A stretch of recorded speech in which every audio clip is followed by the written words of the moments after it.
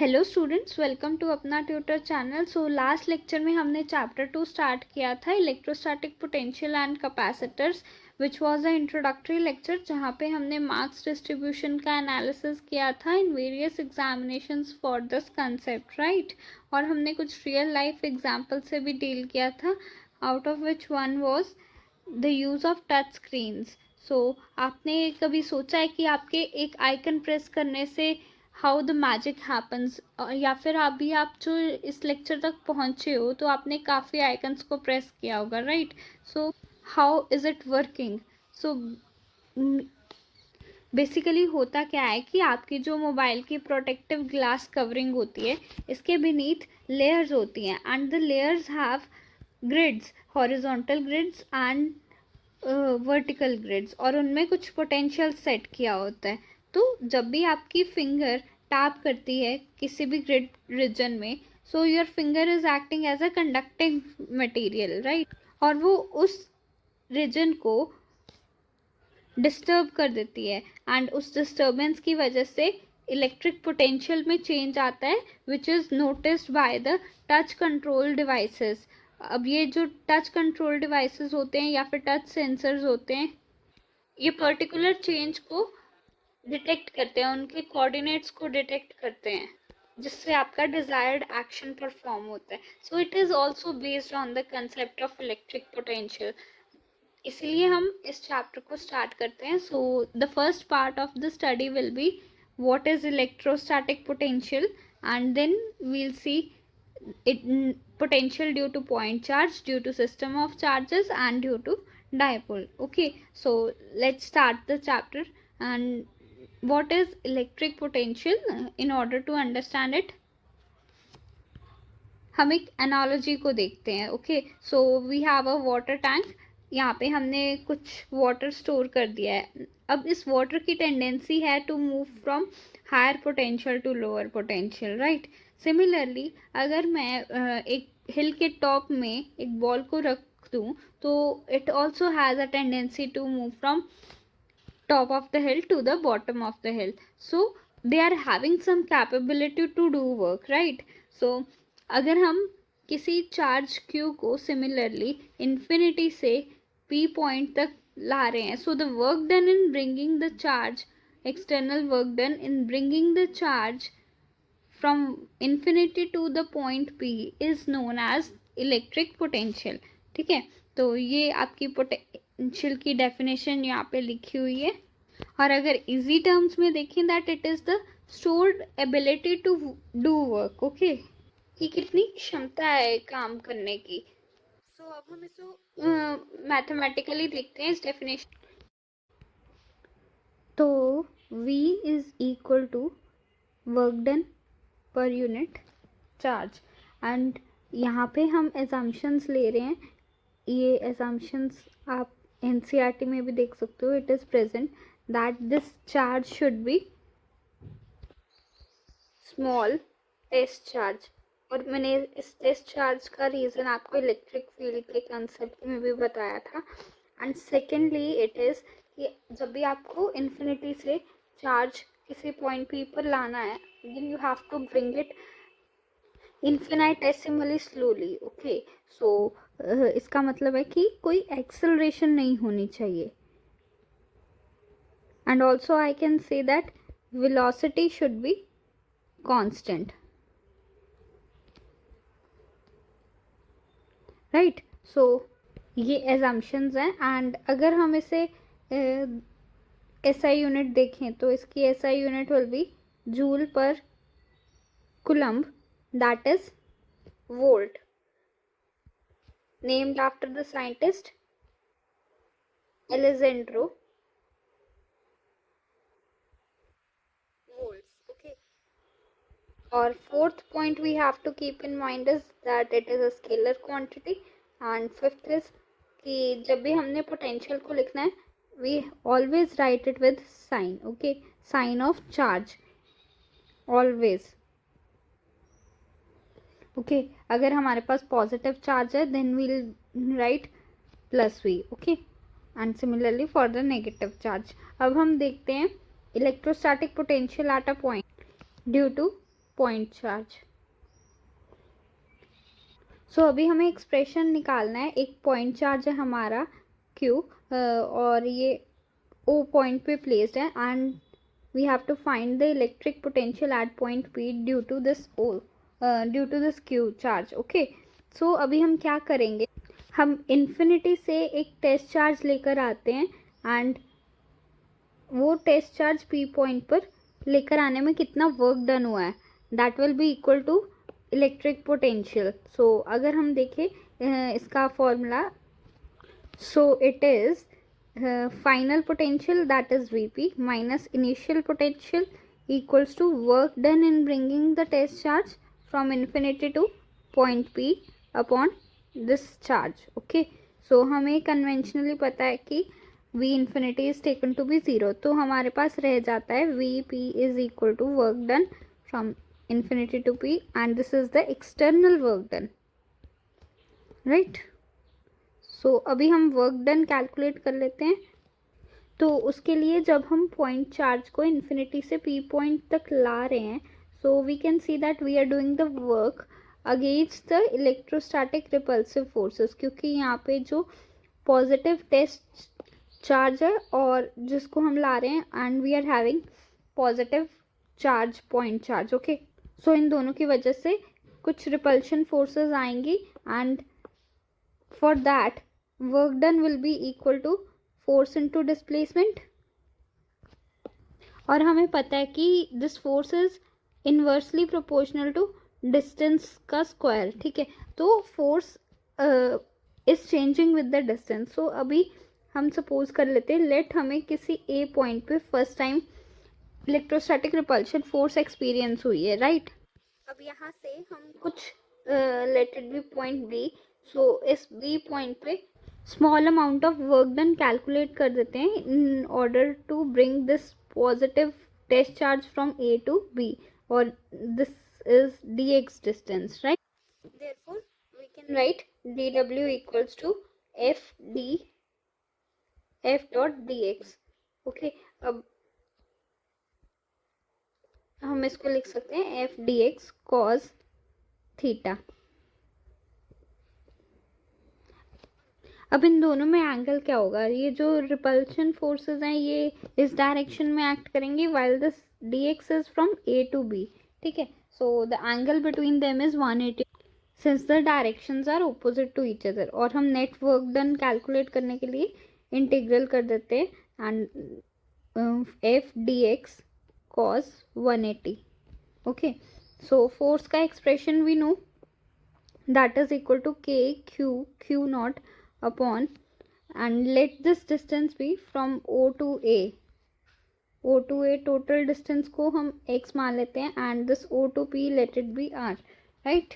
So अभी हम पूरा डिस्टेंस देखते हैं O to A, that is x square dx and cos 180 is -1।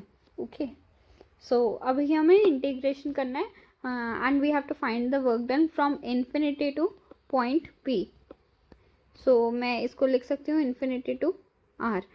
अब इसका इंटीग्रल लेने पे k q not q upon, so इसका 1/x आ जाएगा and this is infinity to r, so we'll get final expression to be k q naught upon r, right? so ये हमारा external work done है। अभी हम इसकी वैल्यू सब्स्टिट्यूट कर देते हैं हमारी इक्वेशन 1 में। This was the equation 1, so we'll get k q naught upon r into q naught, so this q naught is getting cancelled and this is equal to kq upon r, so our final expression is vp is equal to kq upon r। So ये हमारा expression है potential due to point charge. And अब हम देखते हैं electric potential due to system of charges. So let us have a number of charges q1 q2 q3 and so on. Okay, so हमें किसी भी पॉइंट पे इन सब चार्जेस की वजह से पोटेंशियल कैलकुलेट करना है। तो let us suppose this is to be r1 and r2 and r3 distances respectively. ठीक है, अब हमें नेट पोटेंशियल फाइंड करने के लिए we have to algebraically add all the potentials v1 plus v2 plus v3, right? क्योंकि we know that potential is a scalar quantity। तो अभी हम क्या करेंगे, potential due to charge 1 it is k q1 upon r1 plus k q2 upon r2 plus k q3 upon r3, right? so अभी यहाँ से common ले लेते हैं and we'll have q1 upon r1 plus q2 upon r2 plus q3 upon r3. So this is our expression for the electric potential due to the system of charges. Fine.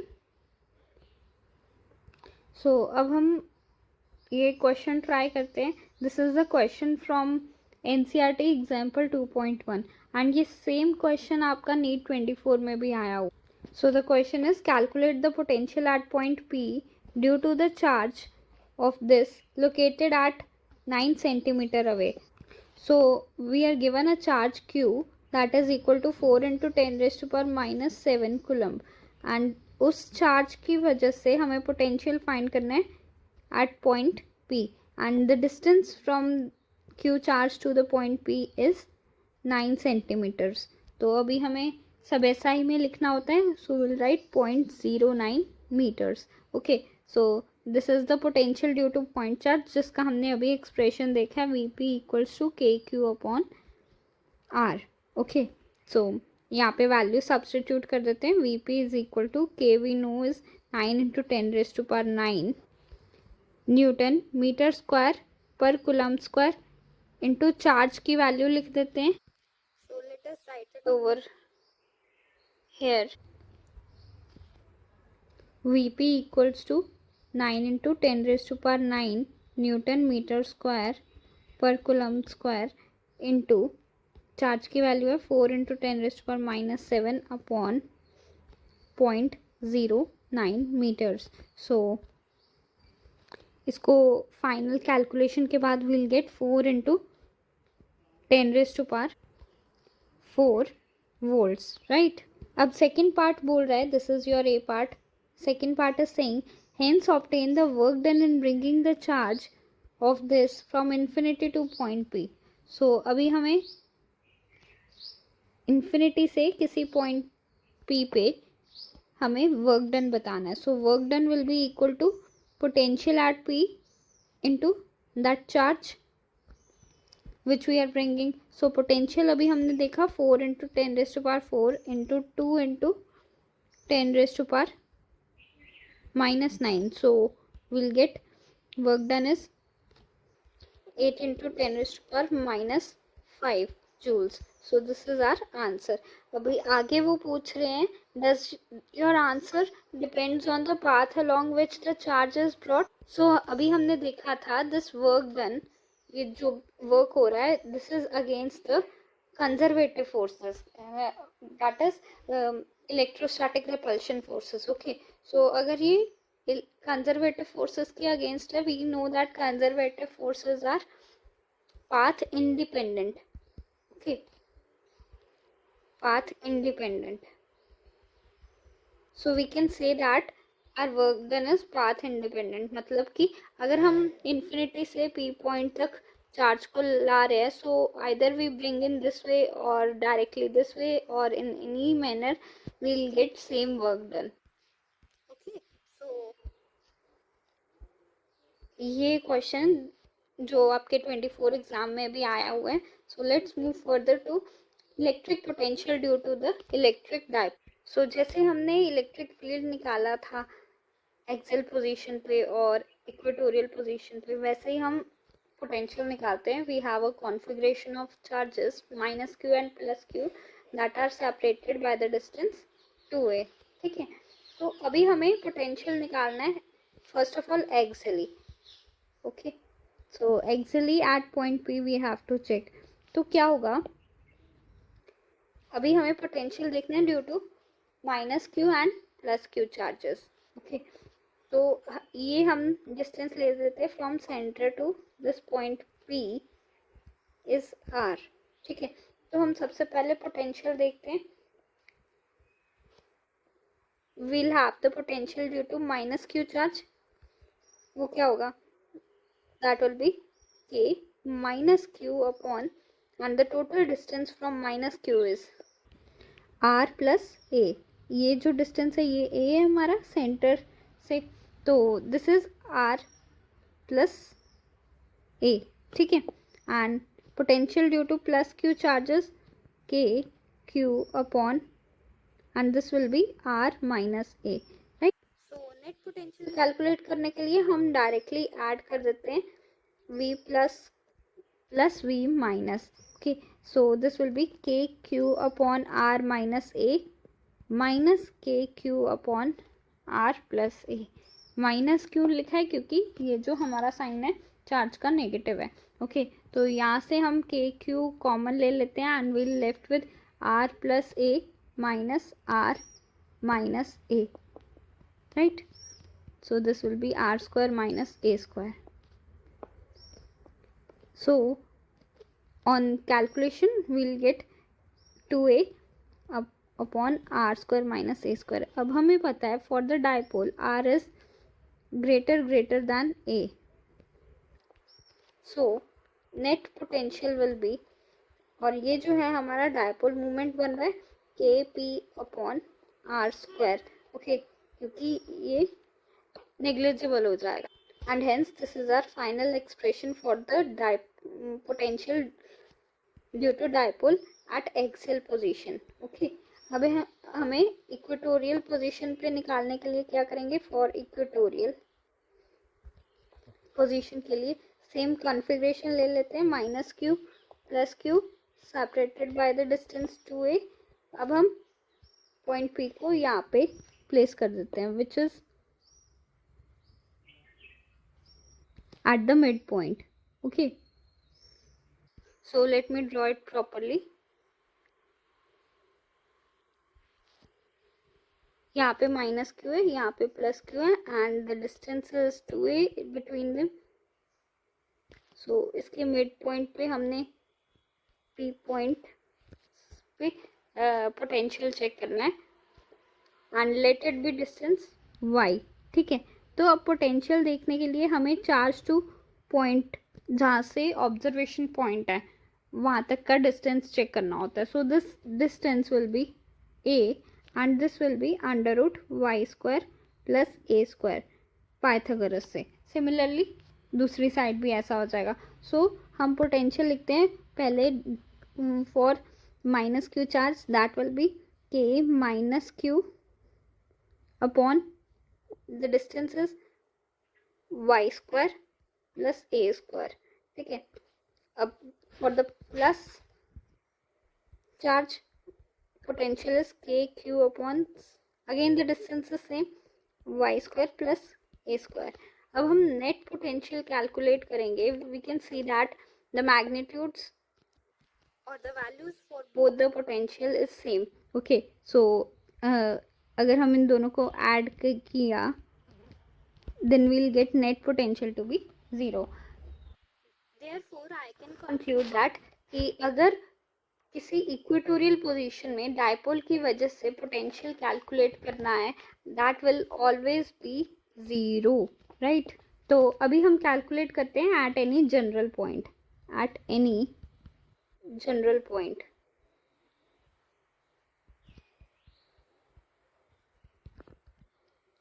So again we'll take a configuration of minus q and plus q dipole की, and they are separated by distance 2a. Again तो अभी हम P point कुछ यहाँ पे ले लेते हैं.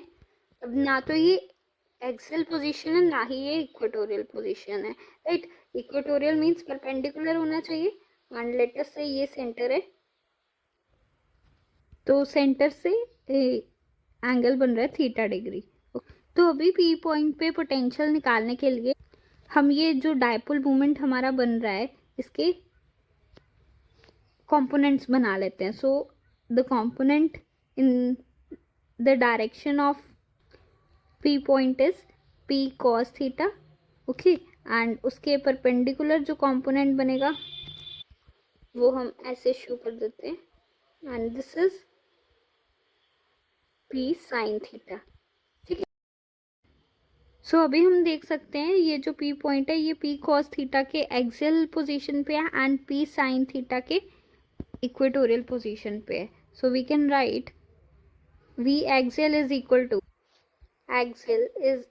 to एक्सेल पे हमने देखा था KP upon r square. Okay, but यहाँ पे हमारा कॉस थीटा है KP cos theta upon let it be distance R, so r square. और V इक्वेटोरियल पे हमने देखा था that is 0. Okay, so the net potential at general point P is KP cos theta upon r square, right? So this is our expression for potential at general point due to dipole. So अभी हम इस concept पे question solve करते हैं and the question is on your screen. First try it on your own so that आपकी concept पे command बन सके. Okay, so अब हम question discuss करते हैं. Find the angle at which potential due to given configuration is 80 volts at a distance 3 meter from the center O. So O से लेकर let it be point Q. So इन दोनों points के बीच का distance जो है 3 metres है. अब हमें एंगल बताना है. व्हाट इज द एंगल, ये थीटा फाइंड करना है at which the potential we are given is 80 volts, right. So हमें यहाँ पे पोटेंशियल का कंसेप्ट लगाना है at any general point. So यहाँ पे potential at any general point का फॉर्मूला लग जाएगा. दैट इज अभी हमने देखा है VP equals to KP cos theta. यहाँ पे VQ आएगा क्योंकि हमारा अभी पॉइंट जहाँ पे हमें कैलकुलेशन करनी है दैट इज Q. ठीक है, सो KP cos theta upon R square. ठीक है, तो अभी हमें V पॉइंट पे पोटेंशियल गिवन है that is 80 volts. So K की वैल्यू हमें पता है 9 × 10⁹ and P is the dipole moment, and this also we have formula for this that is Q into distance. So charge है हमारा 4 microcoulomb that is 10⁻⁻6 and the distance is 4 × 10⁻⁻2. ठीक है, centimetres में है क्योंकि ये, तो इट विल बी 16 × 10⁻⁻8. अभी हम इसको यहाँ पे सब्स्टिट्यूट कर देते हैं. 16 × 10⁻⁸ cos theta upon r square. Now अब ये जो आर स्क्वायर है यहाँ पे आर जो है distance from point two the observation point, centre point two observation point का डिस्टेंस है हमारे पास 3 मीन्स 9, 3 का स्क्वायर. सो अब cos थीटा की वैल्यू कैलकुलेट करने के लिए वी कैन से दैट ये वाला 9 तो कैंसिल हो गया. 80/16 × 10. ओके, सो इसकी अगर कैलकुलेशन करते हैं we are left with cos theta is equal to 1/2 and the theta will be equal to 60 degree, right.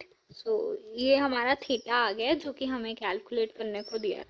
सो आज हम यही तक पढ़ेंगे and till then keep learning. Any doubts, let me know, and all the best. Thank you.